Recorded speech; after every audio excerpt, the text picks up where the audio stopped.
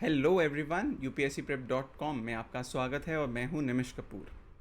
आज इस सेशन में हम जानेंगे some of the important previous year questions, खासकर 2023 से 2019 इसकी डिस्कशन क्या है, इसकी अप्रोच कैसे होनी चाहिए, how do we structure our answers and at the same time overall modern Indian history की मेंस अप्रोच कैसी होनी चाहिए, किन चीज़ों का हमें खासकर ध्यान रखना है स्पेसिफिकली मॉडर्न इंडियन हिस्ट्री को अप्रोच करते हुए मेंस पर्सपेक्टिव से।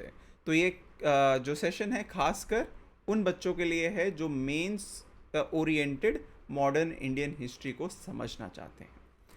तो सबसे पहले अगर हम सिलेबस देखें मेंस पर्सपेक्टिव से मॉडर्न इंडियन हिस्ट्री का, तो दो पॉइंट्स हैं जी एस वन में जो जी एस वन का 250 मार्क्स का एग्ज़ाम रहता है, उसमें 2 पॉइंटर्स है। Number 1, modern Indian history from about middle of 18th century until the present. इसमें significant events, personalities and issues.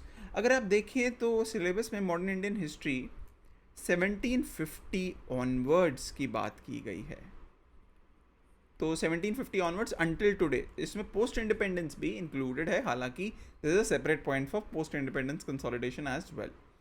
Second point है the freedom struggle, its various stages and important contributors और contributions from different parts of the country. ये भी 1750 onwards, but खासकर इसका 1857 onwards emphasis बढ़ जाता है। तो इट्स लाइक एन ओवरलैपिंग दोनों पॉइंट्स। तो बेसिकली 1750 ऑनवर्ड्स की मॉडर्न इंडियन हिस्ट्री, हम ये पूरा सिलेबस इनकम्पास टोटल इसमें आता है, राइट। अब हम वेटेज की बात करें तो ऑन एन एवरेज 20 से 35 मार्क्स GS1 में कॉन्स्टिट्यूट है। Not big in number but in terms of importance and scoring अभी हम देखेंगे क्वेश्चंस, और one thing you will realise कि ये one of the most scoring subjects. Second, repetition है इसमें इंपॉर्टेंट टॉपिक्स के। काफ़ी टॉपिक्स इंपॉर्टेंट हैं, काफ़ी टॉपिक्स रिपीट भी हैं हिस्ट्री में। तो that is why it is very important उस ट्रेंड्स को समझना और वेटेज को, इसको कितना टाइम हमें अप्रोप्रिएट देना चाहिए स्पेसिफिकली मेंस पर्सपेक्टिव से। इमर्जेंस ऑफ कंपैरेटिव ट्रेंड्स, तो बहुत कंपैरेटिव ट्रेंड्स के ऊपर क्वेश्चन आ रहे हैं रिसेंटली, जैसे रविंद्रनाथ टैगोर, महात्मा गांधी की अंडरस्टैंडिंग ऑन नेशनलिज्म और एजुकेशन की बात की जाए, या इन पास्ट महात्मा गांधी और सुभाष चंद्र बोस। तो पर्सनालिटीज़ के कंपैरेटिव ट्रेंड्स भी एक बहुत इम्पॉर्टेंट एस्पेक्ट है इस एग्ज़ाम का, खासकर मॉडर्न इंडियन हिस्ट्री का मेंस में। तो अप्रोच क्या होनी चाहिए? नंबर 1 बहुत इम्पॉर्टेंट है आपका ओवरऑल डेप्थ इन सब्जेक्ट। इस सब्जेक्ट में मोर देन ओवरऑल अगर बात करें, फैक्ट्स इतने इंपॉर्टेंट नहीं रहते जितना आपका overall hold over the subject. That is Y chronology of events जो है बहुत ज़्यादा इम्पॉर्टेंट है। तो एक टाइमलाइन बनाओ कि इवेंट्स की, उनके कॉज क्या थे, कॉन्सिक्वेंसेस क्या थे, फिर उससे आपको क्लियर अंडरस्टैंडिंग आएगी फ्रॉम एनालिटिकल परस्पेक्टिव। तो एक स्टार्टिंग पॉइंट है स्पेसिफिकली मेंस अप्रोच का मॉडर्न इंडियन हिस्ट्री के लिए। फिर या ये जो नोट्स क्लासरूम में प्रोवाइड किए जाते हैं upscprep.com के द्वारा, या फिर आपके अपने नोट्स, उनको बनाओ, ठीक है। मेजर इवेंट्स लिखो, इसमें से forms of revision, British policies क्या थी, जैसे कि उनके regulating act, charter acts, government of India acts, council acts, similarly important governor generals, उनकी पॉलिसीज़, इस तरीके के नोट्स बनाओ ताकि वो एक ओवरऑल एक टॉपिक को होलिस्टिकली टच कर रहे हैं, such as British policies, their causes, consequences, long term implications, key personalities and their contributions. तो कौन कौन से की पर्सनैलिटीज़ रहे हैं, तो इनमें भी वेरियस पीरियड्स हैं। स्पेसिफिकली अगर बात करें तो रिवोल्ट के कई की पर्सनैलिटीज़ हैं, रिफॉर्म मूवमेंट के जो सोशो रिलीजियस रिफॉर्म है उसमें की लीडर्स, रिफॉर्मर्स हैं, तो उसके ऊपर भी क्वेश्चन आया है। जैसे अभी हम देखने वाले हैं, जैसे स्वामी विवेकानंद, हेनरी विविन डिरोजियो, राजा राम मोहन रॉय, एट्सेट्रा, ठीक है। और रेवोल्यूशनरीज हो गए, रिफॉर्मर्स हो गए from modern Indian history based on PYQ analysis. तो आपको एक आइडिया मिल जाएगा PYQ एनालिसिस करके, और वही अभी हम इसके बाद डिस्कस करेंगे कि किस तरीके से पर्सनालिटीज़ को पूछा जाता है, उनके रोल्स को समझो, आइडियोलॉजीज क्या वो आइडियोलॉजी फॉलो करते थे और उसका इम्पैक्ट क्या है इंडिपेंडेंस मूवमेंट पर रहा ओवरऑल। सोशो इकोनॉमिक फैक्टर्स बहुत इंपॉर्टेंट है, ये बहुत ज़्यादा इंपॉर्टेंट है। हम हिस्ट्री को फैक्ट्स के तौर पे याद करते हैं, बट अगर आप क्वेश्चंस देखेंगे उसमें है कि रीज़न बिहाइंड दैट, तो वो रीजंस जो हैं वो हिडन होते हैं सोशो इकोनॉमिक फैक्टर्स में। आपको उस टाइमलाइन के हिसाब से क्या सोशल इश्यूज थे, क्या इकोनॉमिक चैलेंजेस थे, ओवरऑल अप्रोच को एनालाइज करना है। That is what I talk about holistic understanding. So focus on social, political, economic conditions उस टाइम की जिन्होंने मॉडर्न इंडियन हिस्ट्री को शेप किया, जैसे कि राइज ऑफ नेशनलिज्म क्यों हुई, और सोशो इकोनॉमिक इम्पैक्ट क्या हुआ ब्रिटिश रूल का इंडिया पर, इस तरीके से। फिर इसको क्रिटिकली एनालाइज करो। अब पहले तो अपने पूरे सिलेबस को high priority area depending on PYQ analysis और ओवरऑल सब्जेक्ट को देखते हुए high priority, medium priority, low priority PYQ analysis करके एनालाइज कीजिए। फिर every single section depending on priority and accordingly pros cons, how, what, where, critically इसको dimensions को analyse करते हुए इन टॉपिक्स को कवर करेंगे तो आपका अप्रोच अप्रोप्रिएट रहेगा from the perspective of mains. और last but not the least, answer writing को तो प्रैक्टिस करना ही है। तो रेगुलरली आंसर राइटिंग करो, उससे आपका जो रेजिस्टेंस है लिखने का, एक तो वो इम्प्रूव होगा, नंबर 1। सेकेंडली, जब आप लिख के उसको टॉपिक्स को रिवाइज करेंगे, आपको वो दोबारा नहीं भूलेगा टॉपिक। आपको ये पता चलेगा कि स्ट्रक्चर कैसा होना चाहिए, क्या डायमेंशंस आनी चाहिए आंसर में, इंट्रो कैसे मैं स्टार्ट कर सकता हूँ, कैसे मैं कंक्लूड कर सकता हूँ। तो बहुत इम्पॉर्टेंट है आंसर राइटिंग प्रैक्टिस। अगर आप पढ़ भी लें पर आंसर राइटिंग प्रैक्टिस नहीं करेंगे तो शायद जो आपकी कैपेबिलिटी है उस पर्टिकुलर सब्जेक्ट में, जैसे मॉडर्न इंडियन हिस्ट्री में स्कोर करने की, वो शायद कैपेबिलिटी रीच ही ना हो। तो अब बात करते हैं क्या है important, which are the some of the most important topics जो मॉडर्न इंडियन हिस्ट्री में हमें फोकस करने हैं मेंस पर्सपेक्टिव से। पहले तो बात बहुत ज़्यादा इम्पॉर्टेंट आपको ध्यान में रखना है कि हम अलग से नहीं प्रिपरेशन कर रहे। प्री की अलग प्रिपरेशन, मेंस की अलग प्रिपरेशन, हमेशा प्रिपरेशन कंबाइंड होती है मॉडर्न इंडियन हिस्ट्री पर्सपेक्टिव से। लेकिन जब आप अप्रोच की बात कर रहे हैं तो दोनों के अप्रोच में फ़र्क रहता है। मैं ये नहीं कह रहा कि आप प्री के लिए ये बुक करें और मेंस के लिए, आपका सोर्स प्रेफरेबली एक होना चाहिए, that is very important. But approach क्या होनी चाहिए? अगर मैं प्री के लिए तैयारी कर रहा हूँ तो मैं शायद फैक्ट बेस्ड ज़्यादा देखूँगा, मेरे लिए हाउ इतना इंपॉर्टेंट नहीं होगा, व्हाट ज़्यादा इंपॉर्टेंट होगा। तो ये चीज़ ध्यान में रखने की ज़रूरत है। अगर मैं इंपॉर्टेंट टॉपिक्स की बात करूँ, ये टॉपिक स्पेसिफिकली मेंस पर्सपेक्टिव से ज़्यादा इंपॉर्टेंट है। कौन से हैं ये टॉपिक्स? अगर हम ब्रिटिश एक्सपेंशन की बात करें, बैटल ऑफ प्लासी और बक्सर, सब्सिडरी अलायंस, वेलेस्ली की doctrine of lapse, lord Dalhousie की ब्रिटिश एडमिनिस्ट्रेटिव पॉलिसीज़ की, ये बहुत इंपॉर्टेंट है। People's resistance against British before 1857। फिर economic impact of British rule, इसमें ड्रेन ऑफ वेल्थ थ्योरी या इकोनॉमिक क्रिटिक की बात करेंगे। लैंड रेवेन्यू सिस्टम जैसे permanent settlement, Ryotwari, Mahalwari systems और डी इंडस्ट्रियलाइजेशन के ऊपर।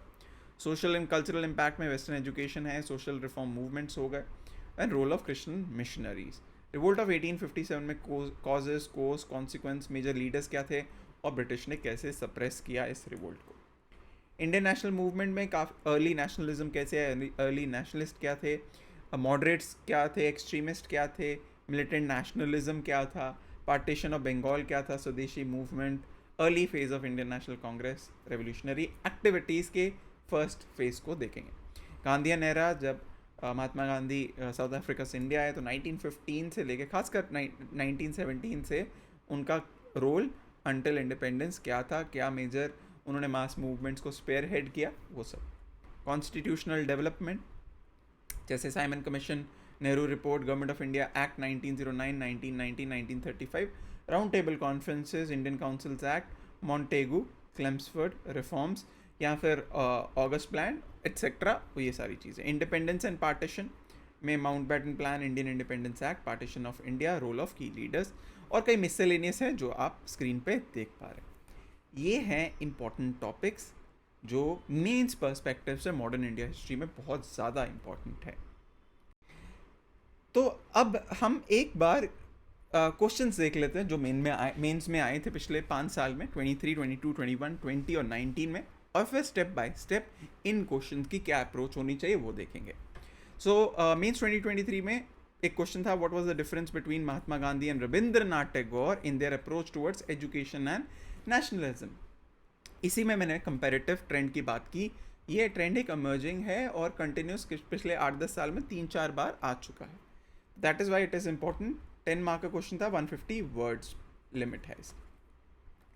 How did colonial rule affect the tribals in India, और what was the tribal response to the colonial operation, ये दूसरा सवाल था। अगर हम एक बार इस सवाल को देखना इसलिए ज़रूरी है कि जो डर है सब्जेक्ट का वो आपका निकलेगा। आपको ये पता चलेगा कि जो मैं पढ़ रहा हूँ और पूछा क्या जा रहा है, क्या मैं उसको मेरी the way I am approaching उस तरीके से can I actually go ahead, or I need to make certain changes in my approach towards specifically from mains perspective. Mains 2022 के क्वेश्चंस देखें मॉडर्न इंडियन हिस्ट्री के, तो why did the armies of British East India Company, mostly comprising of Indian soldiers, win consistently against the more numerous and better equipped armies of Indian rulers? Give reasons. ठीक है, why was there a sudden spurt in famines in colonial India since the mid 18th century? Give reasons. तो इनको discuss करूँगा, but ये बहुत important है, एक बार एक पढ़ लीजिए, आपको थोड़ा आइडिया मिल जाएगा कि किस पीरियड के क्वेश्चन है। तो आप देखो तो ये एक पर्टिकुलर पीरियड का क्वेश्चन नहीं है। पहला क्वेश्चन, ये British east India company 17 Plassey से लेकर 6 के अगेंस्ट, जो कि 1849 तक जीतती रही है। करीब करीब 100 ईयर्स का पीरियड है और इसमें बहुत चेंजेस हुए हैं, तो उसका एक आंसर नहीं हो सकता, वन डायमेंशन नहीं, थोड़ा सा हमें एक लॉन्गर पीरियड पे देखना पड़ेगा। Why was there a sudden spurt in famines in since mid 18th century. अब ये सिंस लिखा है तो मतलब 1750 से लेके इवन आप 1943-44 बंगाल फैमाइन की भी बात कर सकते हैं। तो उसके रीजंस क्या थे मेजर। मेंस 2021 की बात करेंगे तो 3 क्वेश्चन थे, trace the rise and growth of social religious reform movements, क्या रीजंस रहे for growth and rise of social religious reform movements. Special emphasis reference होगा यंग बंगाल और ब्रह्मो समाज का। Second question, to what extent did the role of moderates का क्या role रहा to prepare a base बनाने में वाइडर फ्रीडम मूवमेंट का। ये अर्ली नेशनलिज्म का क्वेश्चन है। Bring out the constructive programs of Mahatma Gandhi during non-cooperation and civil disobedience. क्या constructive programs महात्मा गांधी ने इंट्रोड्यूस किए during non-cooperation और civil disobedience के दौरान। 2020 में क्वेश्चंस देखें तो evaluate policies of Lord Curzon and their long-term implications on the national movement. Since the decade of 1920s, national movement acquired various ideological strands. तो 1920 onwards various ideological stands आए, क्या क्या वो है उसको डिस्कस करने। और 19 में क्वेश्चन ज़्यादा थे, around 60 marks modern Indian history से आया था।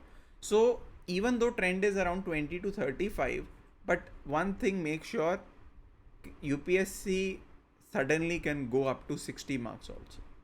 तो ऐसा नहीं है कि इस सब्जेक्ट को आप निगलेक्ट करेंगे और कहेंगे अरे इसमें से आता ही कम है तो एक दिन दे दो, नहीं, जितना रिक्वायर्ड है अपनी तरफ से 3, 4, 5 days in terms of mains perspective से होलिस्टिकली। अगर आप फर्स्ट टाइमर हैं, आई एम श्योर कि मैं अगर ये बात कर रहा हूँ तो वही देख रहा है जो फर्स्ट टाइमर नहीं है, जिसने एटलीस्ट ये सब्जेक्ट एक बार पढ़ा है। इनफ टाइम दो सब्जेक्ट को, यू नेवर नो। यूपीएससी जैसे जोग्राफी प्रीलिम्स में इस बार हैवी था, मेंस में कई बार मॉडर्न इंडियन हिस्ट्री पे बहुत फोकस दिया जैसे जाता है, जैसे मेंस 2019 में दिया गया। इसमें जो क्वेश्चंस आए थे, 1857 uprising was the culmination of recurrent big and small local rebellions that had occurred in the preceding 100 years of British rule. तो कैसे वो कल्मिनेशन हुई टू रिवोल्ट ऑफ 1857, उससे पहले जो छोटे बड़े रिबेलियंस, रिकरिंग रिबेलियंस थे, कैसे वो रिजल्ट हुए एट द एंड कल्मिनेट हुए 1857 रिवोल्ट में, डिस्कस, एलुसिडेट। तो इसमें हम वो बात करेंगे जो पहले अदर ट्राइबल या सिविल और पीजेंट अपराइजिंग्स थी। Examine the linkages between 19th centuries Indian renaissance. Renaissance period खासकर सोशल रिफॉर्म, रिलीजियस रिफॉर्म के ऊपर किया जाता है, तो हमें इससे घबराना नहीं है कि ये क्या है। Examine linkages between 19th centuries Indian renaissance और इससे कैसे नेशनल आइडेंटिटी हमारी क्रिएट हुई।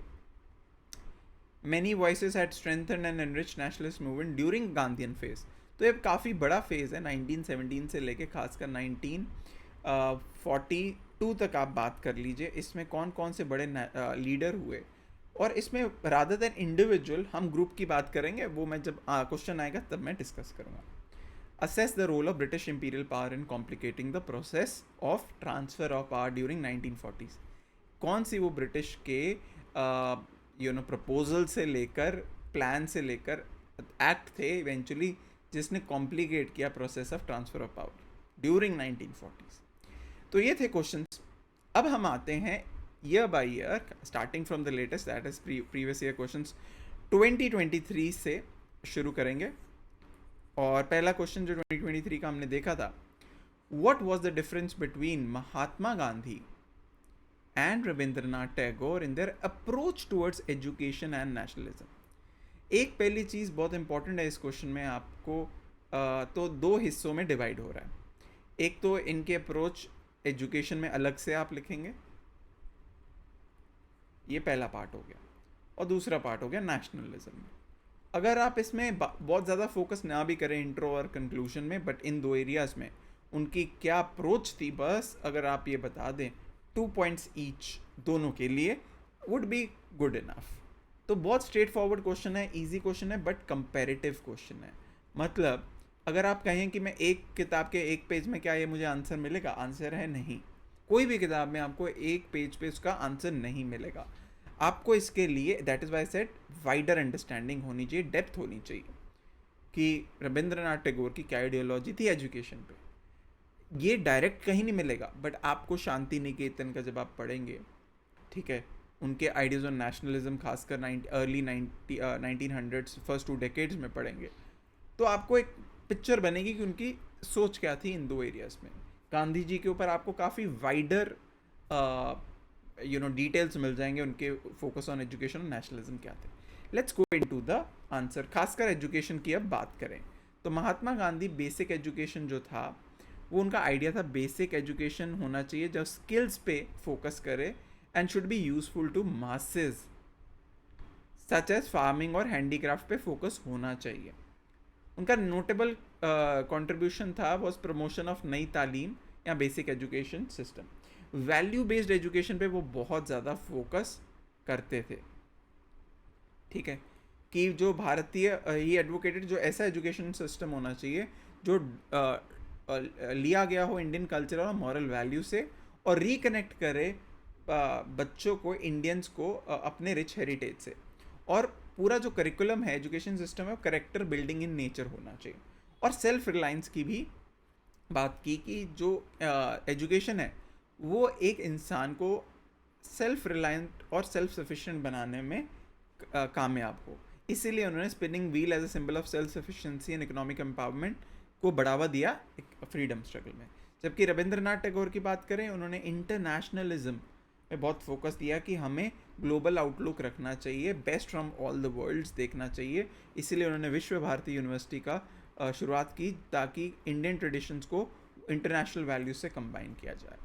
होलिस्टिक डेवलपमेंट की बात करें तो Tagore encourage self expression, creativity और इंडिविजुअलिज्म को बढ़ावा दिया, फॉस्टरिंग एनवायरनमेंट ताकि फ्रीडम, थॉट, एक्सप्रेशंस, क्रिएटिविटी को बढ़ावा दिया जाए, खासकर एक्सप्लोरिंग आर्ट्स, लिटरेचर और नेचर। इन्होंने स्कूल्स को अलग अलग बनाए और यूनिवर्सिटी शांति निकेतन में खोली, जिसका काम था होलिस्टिक एजुकेशन डेवलपमेंट और इंटरकल्चरल अंडरस्टैंडिंग।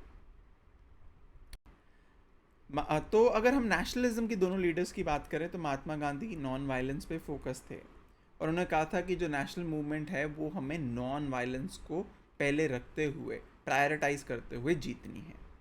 इंक्लूसिव उनका विचार था कि जो नेशनल मूवमेंट है और ओवरऑल नेशनलिज्म है वो सबको साथ लेके चलना है। सर्वधर्म संभव मीन सबको, सारे चाहे रिलीजन्स हो, चाहे डिप्रेस्ड क्लासेस हो, सबको मिल के हमें अग्रसर होना है to create an identity of a nation. जबकि रविंद्रनाथ टैगोर ह्यूमनिस्टिक अप्रोच रखते हैं नेशनलिज्म के ऊपर। उन्होंने नैरो नेशनलिज्म को क्रिटिसाइज़ किया है कि हमें एक नैरो प्रिज्म से नहीं देखना चाहिए, और बिलीव किया है कि ग्लोबल लेवल पे भी इंटॉलरेंस टॉलरेंस होनी चाहिए, और जो शोविनिज्म और पावर स्ट्रेंथ दिखाने वाली बात वो नहीं होनी चाहिए। ठीक है, और सेकेंडली ग्लोबल पर्सपेक्टिव होना बहुत ज़रूरी है। उन्होंने इनफैक्ट, अगर आप इनकी किताब पढ़ेंगे नेशनलिज्म, छोटी सी किताब है, बहुत इंटरेस्टिंग, इन्होंने इसमें उन्होंने जापानीज़ नेशनलिज्म या अदर यूरोपियन नेशनलिज्म के ऊपर बात की है, और उसको कंपेयर किया इंडियन नेशनलिज्म से। नेशनलिज्म डाइवर्सिटी ऑफ कल्चर्स और रिलीजन्स को ध्यान में रखते होने चाहिए।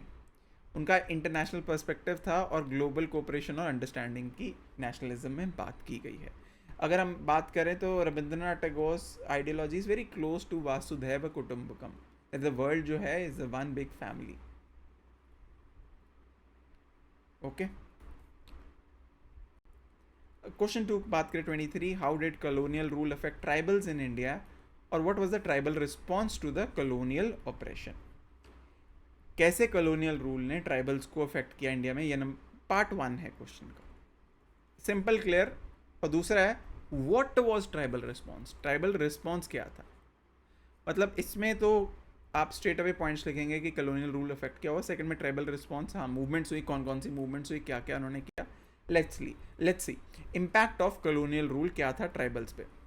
कि पहले तो डिस्प्लेसमेंट एंड लैंड एलियनेशन हुई ट्राइबल्स की, क्योंकि जैसे जिसका रिजल्ट हुआ संथल रिबेलियन, वो उसका रिजल्ट था। कल्चरल रिलीजियस डिफरेंसेस क्रिएट हुए, क्योंकि ट्राइबल्स का अपना कल्चर था, अपने रिलीजन थे, वो वे ऑफ वर्शिपिंग, उनका नेचर, सेक्रेड ग्रोव्स, और ब्रिटिश अलग था, तो वो फोर्स करते थे, खासकर क्रिश्चियन मिशनरीज के द्वारा, वो ट्राइबल रीजन्स में जब कन्वर्जन के टाइम बहुत ये एक बड़ा चैलेंज रहा।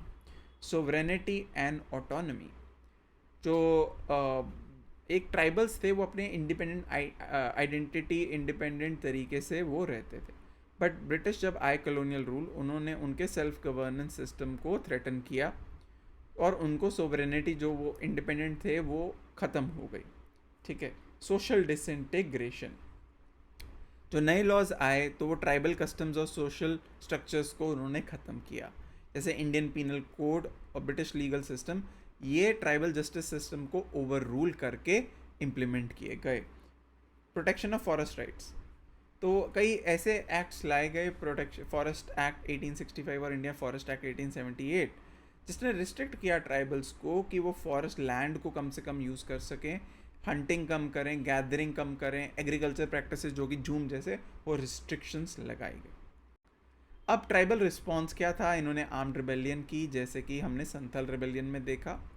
कल्चरल प्रिजर्वेशन के तौर पे इन्होंने बिरसा मूवमेंट जैसे शुरू की, जिसमें फोकस था कि हम अपने कल्चर को प्रिजर्व रखना चाहते हैं। रिवाइवल उन्होंने किया अपना ट्रेडिशनल गवर्नेंस सिस्टम का, जैसे मीज़ो चीफ ने मीज़ो हिल्स में उसको रीइम्पोज किया अपना administrative structure.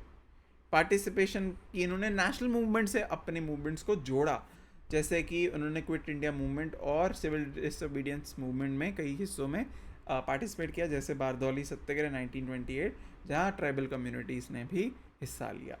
Formation of tribal association, तो ये भी फॉर्म हुआ, ट्राइबल एसोसिएशंस फॉर्म हुई, जैसे कि ऑल इंडिया ट्रेड लीग, ये जयपाल सिंह मुंडा बनाई गई, ताकि ट्राइबल राइट्स और वेलफेयर को भी प्लेटफॉर्म मिले।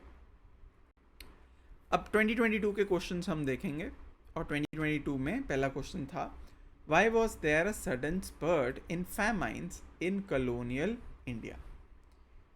Why was there a sudden spurt in famines in colonial India since the mid 18th century? Give reasons 2022 का ये क्वेश्चन है। कैसे 1750 ऑनवर्ड्स एकदम से क्या जो फेमाइंस बढ़े, उसके क्या रीजंस थे। ठीक है, सिंपल क्वेश्चन। तो इसमें इंट्रो के तौर पे हम आ सकते हैं कि पहले बताएं कि कौन कौन से फेमाइन हैं। मिड 18 सेंचुरी है वो एक ट्रैजिक टर्न हुआ हिस्ट्री का, जहाँ कलोनियलिज्म भी आई but at the same time famines बहुत अकर होनी शुरू हुई, जिससे widespread starvation, loss of life, socio economic upheaval हुआ। 1769 1770 फेमाइन इन बंगाल, ये अलग अलग फैक्टर्स थे जैसे erratic rainfall, smallpox epidemic. 1783-84 famine in Bengal. Even आप अगर लिखना चाहेंगे तो 1943 to 45 फेमिन भी मेंशन, बंगाल फेमिन मेंशन कर सकते। तो क्या रीजंस थे? रूरल ऑब्लिगेशन, तो डेट जो है वो बढ़ता गया। जो ब्रिटिश के दौरान एज यू नो कि वेरियस पॉलिसीज़ लाई गई जिससे रेवेन्यू एक्सट्रैक्शन बढ़ता गया, इलेजिटिमेट टैक्सेस ऑन पीजेंट्स बढ़ते गए to make ends meet. As a result many farmers ने बोरो की money from money lenders to meet their basic needs. तो ड्रॉट बहुत बड़ा रीज़न था, वो तो आप बता ही सकते हैं, एपिडेमिक्स भी बता सकते हैं इसमें। पॉलिसी ऑफ ब्रिटिश, तो अलग अलग जैसे परमानेंट सेटलमेंट एक बहुत बड़ा कारण बढ़ा, इवेंचुअली रेतवाड़ी और महलवाड़ी भी, जिसमें रेवेन्यू एक्सट्रैक्शन बहुत ज़्यादा एक्सट्रैक्ट करने पे फोकस था। इकोनॉमिक फैक्टर्स हैं, कॉलोनियल गवर्नमेंट्स, रेवेन्यू एक्सट्रैक्शन, ये जैसे बात हुई। एडमिनिस्ट्रेटिव फेलियर बहुत बड़ा रीज़न था कि टाइमली एड्रेस नहीं हुआ फैमाइन सिचुएशन। मार्केट फोर्सेस की पहले फूड क्रॉप्स उगाई जाती थी बट जैसे ब्रिटिशर्स आए उन्होंने प्रमोट किया कैश क्रॉप्स को उगाना, और कैश क्रॉप्स बाद में उगने शुरू हुए फार्मर्स के द्वारा, जिसके कारण फूड क्रॉप्स की शॉर्टेज हो गई। अगर हम बात करें तो 1943 से 45 वर्ल्ड वॉर 2 भी एक कारण बना, जिसमें रिजर्व्स के तौर पे फूड भेजा गया। जो सोल्जर्स थे ब्रिटिश इंडियन आर्मी के, बट जो कॉमन मैन था उसको खाना ही नहीं मिला।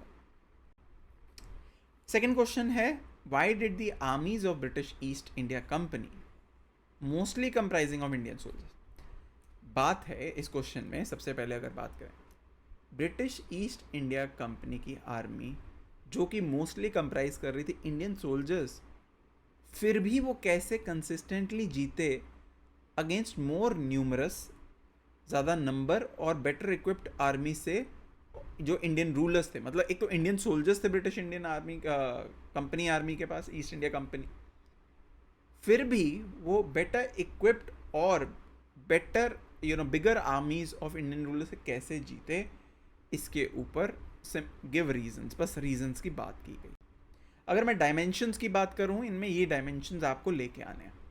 बहुत क्लियर कट है कि एक तो ब्रिटिश इंडियन आर्मी में प्रोफेशनलिज्म थी, उनकी बेटर ट्रेंड थे, टेक्नोलॉजिकल सुपीरियरिटी थी इन terms of guns, explosive etcetera, better leadership थी, स्ट्रैटेजी पे बहुत उन्होंने फोकस दिया और स्ट्रैटेजी भी उनकी बहुत एप्ट थी।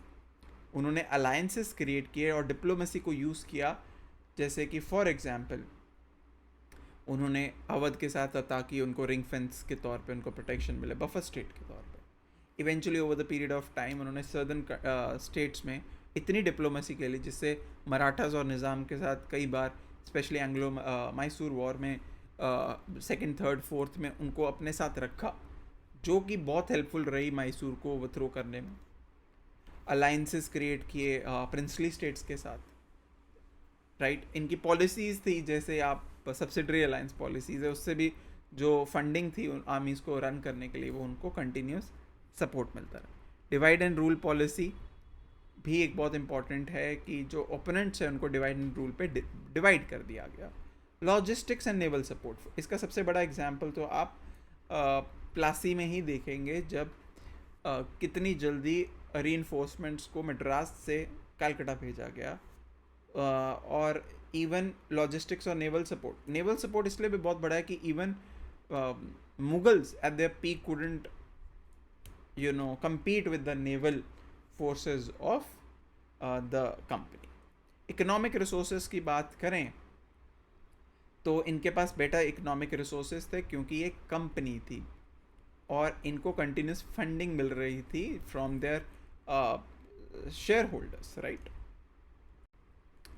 अब बात करेंगे 2021 के क्वेश्चंस की, और the first question of 2021 was trace the rise and growth of social religious reform movements with special reference to young Bengal and Brahmo Samaj. क्या कारण थे rise of growth of social religious reform movements, खासकर फोकस करते हुए young Bengal ब्रह्मो समाज।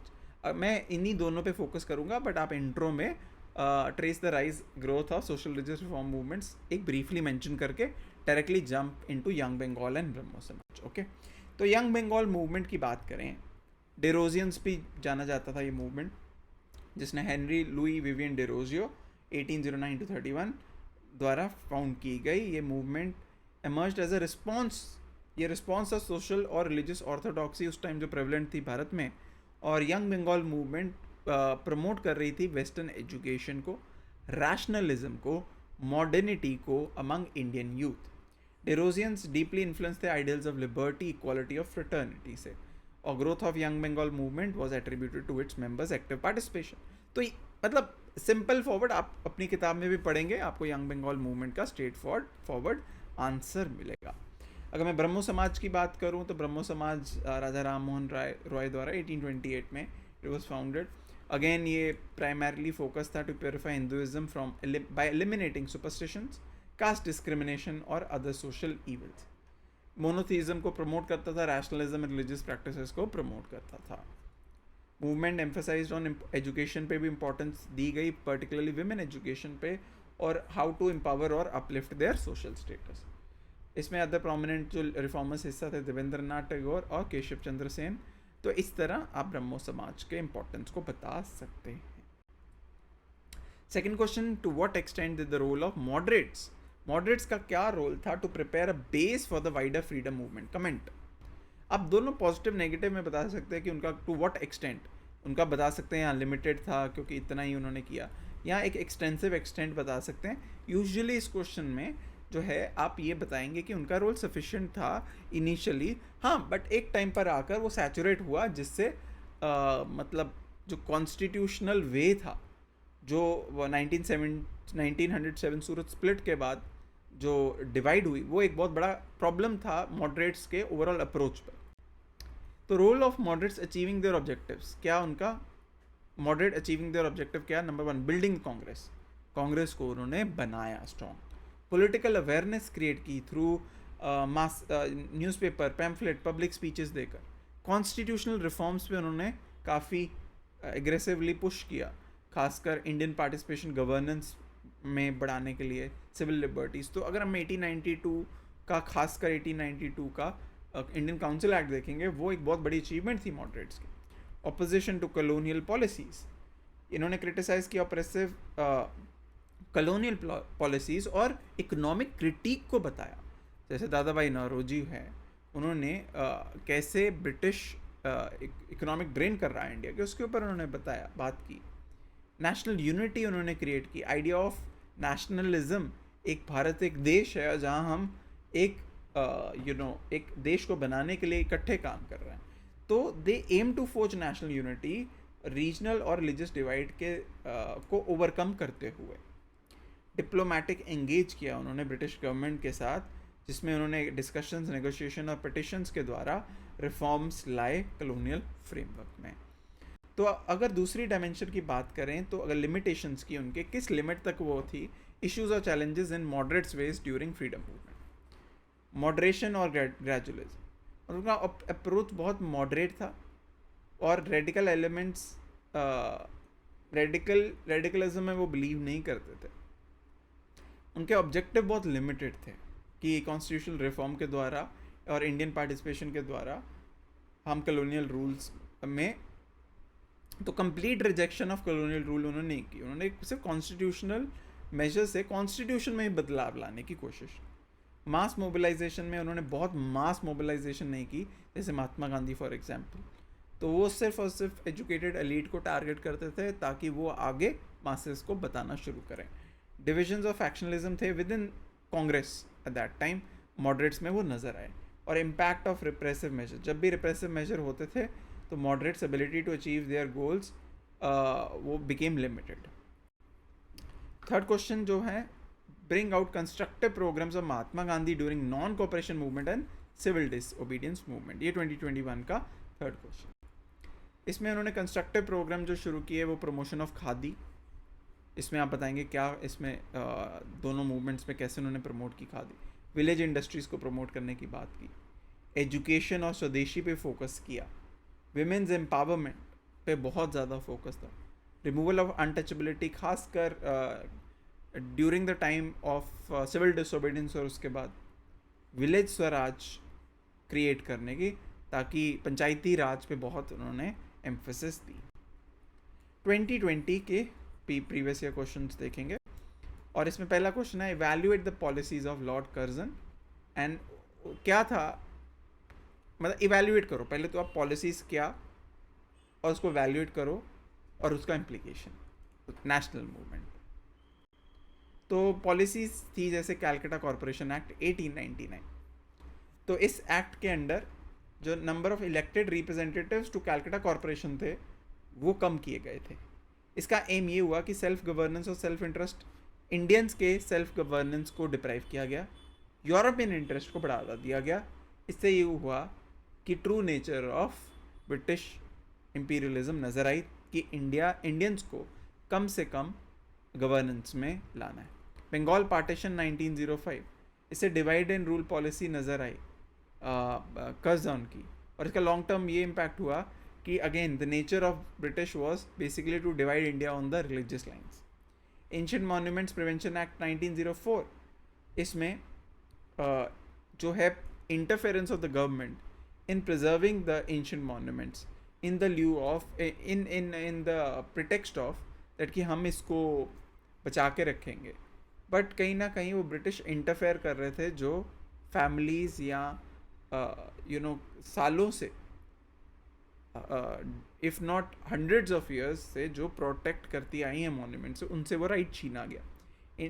तो Indian universities act 1904, इसमें भी जो structure of election to the senate in Indian universities ये लाया गया, इंट्रोड्यूस किया गया, पर इसमें गवर्नमेंट ने अपने पास वीटो रखी। तो basically government control over Indian universities बढ़ा, जिसमें हायर एजुकेशन में ब्रिटिश गवर्नमेंट की इंटरफेरेंस इवेंचुअली बढ़ती गई। पुलिस कमीशन 1902 लाया गया, जिसमें अगेन तो ड्यूरिंग कर्जन रेजिम नॉर्थ ये NWFP north west frontier province को बनाया गया था। तो ट्रेनिंग स्कूल्स ऑफिसर्स और कांस्टेबल्स के लिए बनाए गए। इसके बाद से खासकर पुलिसिंग अपने आप में बहुत स्ट्रांग हुई, लेकिन उसमें प्रॉब्लम ये हुई कि पुलिस मिसयूज़ भी बढ़ता गया। लॉन्ग टर्म ये इम्पैक्ट ये हुआ कि सेंस ऑफ एंटाइटलमेंट पुलिस में आई, और जो भी पुलिस रिक्रूट होता था उनको ऐसे ट्रेन किया जाता था कि उनको they have to suppress the any voices of dissent which is coming against British. क्या था इम्प्लीकेशन लॉर्ड कर्जन पॉलिसी का eventually? Partition of Bengal paid way for nationalism mass movement के तौर पे, Swadeshi movement, Vande Mataram movement, British goods को reject किया गया, Swadeshi promote की गई, कम्युनल पॉलिटिक्स इवेंचुअली स्टार्ट हुई इंडिया में, ठीक है, और रेवोल्यूशनरी ऑर्गेनाइजेशंस भी क्रिएट की गई। तो ये एक एग्जाम्पल इम्प्लीकेशन है लॉर्ड कर्जन्स पॉलिसी का, long term implication. Second question की बात करेंगे। Since 1920s national movement acquired various ideological stands and expanded it social base. क्या क्या आइडियोलॉजिकल, अगर हम लॉजिकली सोचें 1920s ऑनवर्ड्स तो कई दिमाग में आते हैं। ये टाइम है कम्युनिज्म को डेवलपमेंट का, राइट।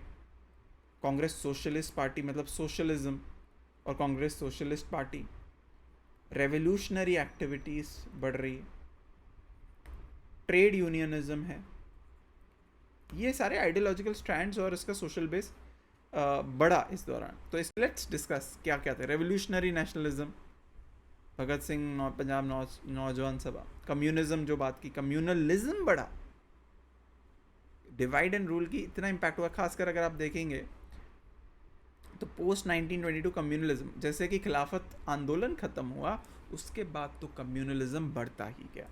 लेबर आइडियोलॉजी जिससे ट्रेड यूनियनिज्म वगैरह, फेमिनिज्म का बढ़ावा हुआ, रेवोल्यूशनरी एक्टिविज्म जैसे कि हिंदुस्तान रिपब्लिकन एसोसिएशन है, Hindustan socialist Republican association, pheasant movements और भी सोशल बेस का बढ़ावा। 2019 जो कि हम लास्ट सेट ऑफ क्वेश्चंस देखेंगे, 4 questions, let's see this. Question 1, many voices had strengthened and enriched the nationalist movement during the Gandhian phase. Elaborate. कई voices ने strengthen और enrich किया nationalist movement को गांधीयन फेज में। elaborate. तो इसमें women ने किया, यूथ, स्टूडेंट्स, लेबर, दलित, अब मैं और भी आऊँगा, विमेन पार्टिसिपेशन। आप कहेंगे हाँ अलग अलग कैंपेन्स में उन्होंने साथ दिया, एग्जाम्पल हर एक में देना है। Sarojini Naidu for example, youth और students, non violence and civil disobedience में यंग इंडियंस ने बहुत साथ दिया। भगत सिंह, इसमें आप बोल सकते हो Bhagat Singh initially non cooperation movement में एक्टिवली पार्टिसिपेट किया। यहाँ for example Usha Mehta during quit India movement was a young person who participated. Labour movements like textile workers strike in Ahmedabad एक एग्जाम्पल है। दलित असर्शन, तो उस दौरान डॉक्टर BR अम्बेडकर और उनकी अप्रोच ने कैसे शोषण था जो दलित्स के अगेंस्ट वो रोका और कैसे उन्होंने स्ट्रेंथन किया नेशनल मूवमेंट को फर्दर। पीजेंट अपराइजिंग्स हैं, इसमें बारदोली सत्याग्रह की बात की गई है। Regional and linguistic movements, various regional और लिंग्विस्टिक मूवमेंट थी, जैसे अकाली मूवमेंट पंजाब, और कैसे वो मर्ज हुई नेशनल मूवमेंट के साथ। आर्ट एंड लिटरेचर भी एक अपने आप में एक ऐसी वॉइसेस जो आर्टिस्ट और लिटरेचर के द्वारा, जैसे राइटर, पोइट्स, आर्टिस्ट, उन्होंने अपना क्रिएटिव एक्सप्रेशन यूज़ किया टू मोबिलाइज पीपल, जैसे रविंद्रनाथ टैगोर। ओके, चाहे उनका वंदे मातरम सॉन्ग नहीं है, बट यहाँ वंदे मातरम स्पेसिफिकली उस टाइम यूज़ किया गया, बट यहाँ Rabindranath Tagore's poetry and songs. Gandhi emphasise religious harmony and encourage people. तो इंटरफेथ कोऑपरेशन भी, जैसे खिलाफत आंदोलन में हिंदू मुस्लिम यूनिटी को कैसे उन्होंने यूज़ करके कैसे एक नेशनल मूवमेंट की नींव रखी। क्वेश्चन नंबर 2, 1857 अपराइजिंग जो थी वो कल्मिनेशन थी इससे पहले छोटी और बड़ी लोकल रिबेलियंस की जो पिछले 100 साल से ब्रिटिश रूल के कारण में हुई। एलुसिडेट, इसके ऊपर ये पूछा गया है। अगर हम इसमें बात करें तो इसमें इंट्रो में आप बोलेंगे जो इंडियन रिबेलियन जो है कैसे वो कल्मिनेट हुई, मतलब इस तरीके से येस नो करके, yes it culminated in this, and then body में आप बात करोगे हाँ पीजेंट अपराइजिंग। तो खासकर इसमें एक ध्यान रखना है, एक वर्ड बहुत इंपॉर्टेंट है इसमें, रेकरेंट। तो रेकरेंट जो बार बार हुई, तो इसमें फ़कीर और सन्यासी रिबेलियन 1770 से 1822, रिवोल्ट ऑफ राजा चैत सिंह अवध ये बताएंगे, poligar rebellions Andhra Pradesh 1799 to 1805, Paika rebellion Orissa में, Faraizi movement eastern Bengal में, Bhil uprising, Kol uprising, Santhal uprising, ये एग्जाम्पल है रेकरिंग और कैसे eventually it led to it culminated in revolt of 1857। Question 3 में examine the linkages between 19th century Indian renaissance and the emergence of national identity. क्या linkages हैं 19th century के social religious reform movements की जो Indian renaissance की बात करते हैं, रिफॉर्म्स जो हुए, और उससे कैसे नेशनल आइडेंटिटी क्रिएट हुई। तो इसी तरीके से हम पहले बताएंगे जो सोशल और रिलीजियस मूवमेंट थे 19th सेंचुरी, उनको पॉपुलरली इंडियन रेनेसां बोला जाता है। जो इंडियन रेनेसां है ये प्री पॉलिटिकल फेज़ है एंटी कॉलोनियल स्ट्रगल का, जो इंडियंस के जिसमें इंडियंस ने मेनली एंगेज किया सोशल कल्चरल प्रिपरेशन ताकि इवेंचुअली प्रोग्रेसिव और रेडिकल पॉलिटिकल प्रोग्राम शुरू किया जाए। तो रेनेसां रिस्पॉन्सिबल फॉर कैसे था, इससे इंटेलेक्चुअल अवेकनिंग और मॉडर्नाइजेशन हुई। इवेंचुअली इससे क्या हुआ कि जब women promote reform and modernise Indian society, जिसने ग्राउंड वर्क ले किया for broader awakening and shared sense of progress, national identity create हो कि हमारा एक कलेक्टिव है, क्योंकि एक प्रॉब्लम एक हिस्से में नहीं है, हर जगह है। तो कहीं ना कहीं एक सेंस ऑफ इंटेलेक्चुअल अवेकनिंग हुई और शेयर्ड सेंस ऑफ प्रोग्रेस बढ़ा। प्रमोशन ऑफ वर्नैकुलर लैंग्वेजेस और लिटरेचर, इस मूवमेंट से वर्नैकुलर लैंग्वेजेस और लिटरेचर बढ़ा, जिससे ना कि रीजनल कल्चर को बढ़ावा मिला बट नेशनल इंटेग्रिटी को फर्दर एंड फर्दर, ताकि कॉमन पर्सन नेशनल मूवमेंट को अपनी लैंग्वेज में पढ़ सके। Social and religious reform, Renaissance ने एडवोकेट किया social reform challenging regressive practices, जैसे सती, चाइल्ड मैरिज, कास्ट डिस्क्रिमिनेशन को के अगेंस्ट रेनेसा खड़ा, मतलब ये पीरियड रहा। और जैसे ईश्वर चंद्र, फॉर एग्जांपल ईश्वर चंद्र विद्यासागर ने प्रमोट किया विडो रीमैरिज और वुमेन्स एजुकेशन को। इससे डेमोन्स्ट्रेट हुई commitment to social equality progress, जिससे अगेन कलेक्टिव आइडेंटिटी और एक नेशनल आइडेंटिटी और आउटलुक टुवर्ड विमेन, एक कॉमन वॉइस खड़ी हुई। यूनिटी इन डाइवर्सिटी, तो ये कई डायमेंशंस है, जैसे कि political awareness and national pride. Swami Vivekananda के lectures on Indian spiritual and cultural heritage Chicago में, उसने इंडिया को एक नेशनलिस्ट प्राइड के तौर मतलब दी और एक साथ लाया देश को, और फ्यूचर में भी इंस्पायर किया एक नेशनल आइडेंटिटी को परस्यू करने के लिए। लिटरेरी एंड आर्टिस्टिक कॉन्ट्रीब्यूशंस, इसमें renaissance encourage literary artistic expression, जैसे कि राजा रवि वर्मा की पेंटिंग्स और writings. It celebrated India's myths and history, contributing a sense of cultural identity and pride. Interaction with western ideas, western idea से लोगों को पता चला कि नेशनैलिटी क्या होती है, यूनिफिकेशन क्या होती है, एक कंबाइंड स्टेट क्या होता है, पावर क्या होती है, तो उन चीज़ों के बाद, और सेल्फ गवर्नेंस क्या होती है, जिससे इंडिया की नेशनल आइडेंटिटी को फिलिप मिला। आखिरी क्वेश्चन जिसकी हम बात करेंगे आज, और 2019 का question, assess the role of British imperial power in complicating the process of transfer of power during 1940s। बहुत स्ट्रेट फॉरवर्ड है, 40 शुरू अगर होते हैं तो ऑगस्ट ऑफर पहले दिमाग में आता है, फिर क्रिप्स आता है, राइट, क्रिप्स प्रपोजल आता है,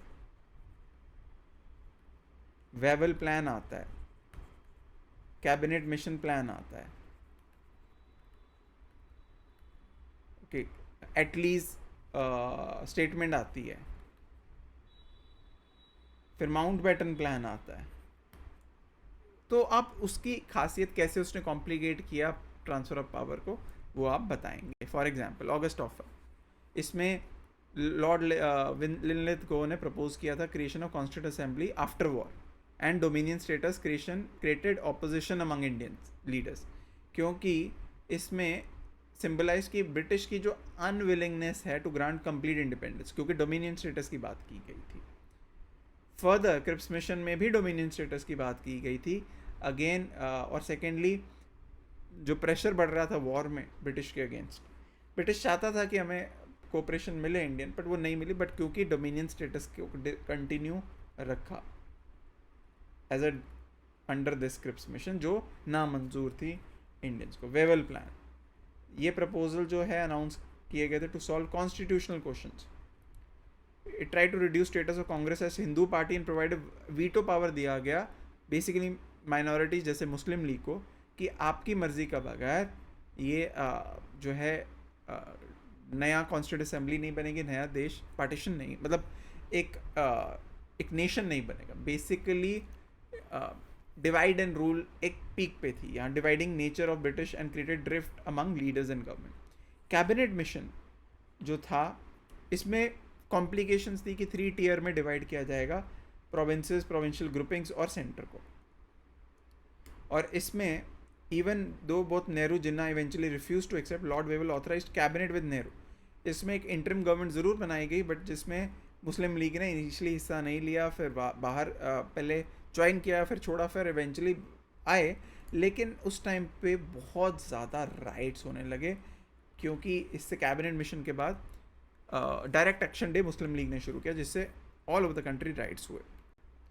एटलीस्ट स्टेटमेंट ने फिक्स की डेडलाइन और उसको फर्दर कम किया गया, मतलब जो डेडलाइन थी वो 30 जून 1948 से कम कर इवेंचुअली बाद में, मतलब जो स्टेटमेंट एटली की थी वो ये थी, बट माउंटबेटन प्लान ने उसको 15 अगस्त 1947 किया ट्रांसफर ऑफ। और it reflected intention of partition, और कि इंडिया को कैसे डिवाइड किया जाए, मतलब इससे पार्टीशन जल्दी पार्टीशन की गई। Mountbatten plan, boundary commission, princely states. तो ये थे role of British in complicating process of transfer of power. तो इसके साथ आपको ये आइडिया लगा होगा आज के इस एंटायर सेशन में how should we approach means for modern Indian history, क्या essential चीज़ों को आपको ध्यान में रखना है, कौन से important topics हैं. एंड लास्ट 5 ईयर के क्वेश्चंस क्लियरली डिफाइन करते हैं कि paper is not that difficult modern Indian history. आपको ग्रिप चाहिए, आपको अंडरस्टैंडिंग चाहिए, क्रिटिकल एनालिसिस, आपका माइंडसेट ऐसा होना चाहिए, कंपैरेटिव ट्रेंड्स आपके एक ओवरऑल अप्रोच में होने चाहिए. And this way you will easily handle the questions and score extremely well. And if you see the kind of approach, I'm sure now you would have understood that we don't have to do something extraordinary, just a steady, right, focused approach. And that is where we'll conclude today's session. And to see more such videos, do subscribe the channel. Thank you so much.